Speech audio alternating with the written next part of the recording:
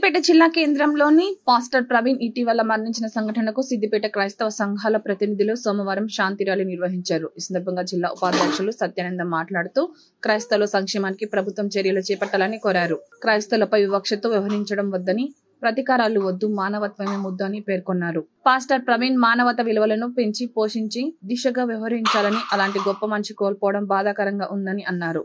సమాజంలో కుల మతాలకు అతీతంగా ప్రేమ, అనురాగాలు, ఆప్యాయతలు కలిగి జీవించడం వల్ల సమాజంలో మంచిని పెంపొందించవచ్చని అన్నారు.